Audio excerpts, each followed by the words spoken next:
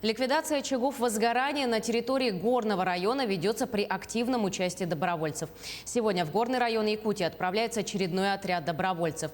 Наша коллега Надежда Саханская находится на одном из пунктов. Сейчас она выходит с нами на связь. Надежда, добрый день. Какова сейчас ситуация в пункте сбора добровольцев?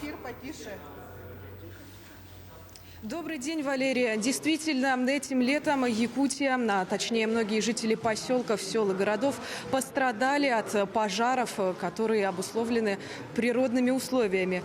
Ну, надо сказать, что первая группа добровольцев из 11 человек сегодня отправилась в Тату. Сейчас собирается вторая группа из 20 человек. Они отправятся в Бесьюэль. И 27 человек поедут в Усть-Алдан. Они также поедут в самое ближайшее время. Рядом со мной Анжелика Андреева, координатор общественного штаба. Она расскажет нам о сборах добровольцев более подробнее. Анжелика, добрый день. Добрый день. Скажите, пожалуйста, сегодня в штабе у вас находятся молодые люди, которые отправляются на тушение пожаров. При каких условиях их принимают в добровольческие отряды?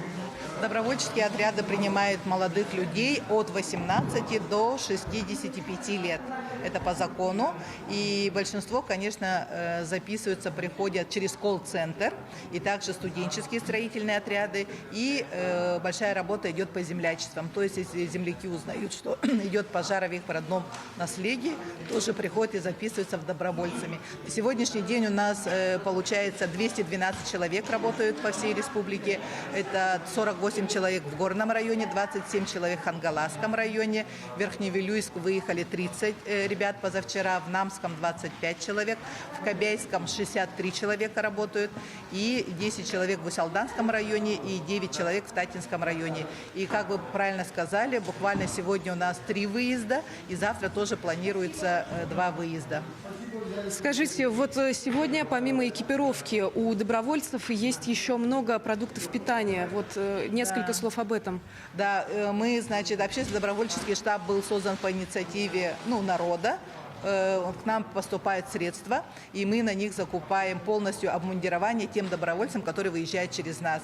Это полностью экипировка, одежда, значит, маски, очки, головные уборы, обувь и продукты питания, и также инструменты. Это лопаты, генераторы и респираторы и так далее.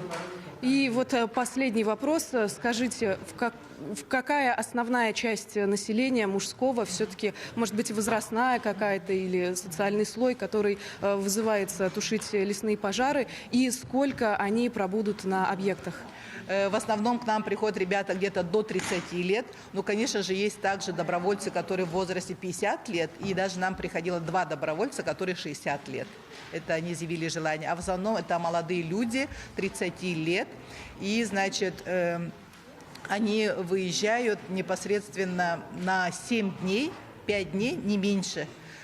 Конечно, приходят добровольцы, которые хотят выехать в выходные, это на 2-3 дня, но мы таких не берем, потому что нам надо, это долгий путь, должны выехать команда, допустим, 10, 20 или 30 человек полностью автобусами выезжают и должны отработать где-то 7 дней, чтобы конкретно потушить пожар, и потом возвращаются, и на смену им едут другие, если это карауливание.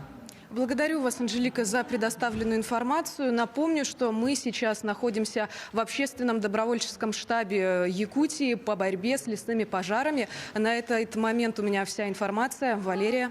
Благодарю, Надежда. Я напомню, с нами на прямой связи был наш корреспондент Надежда Саханская.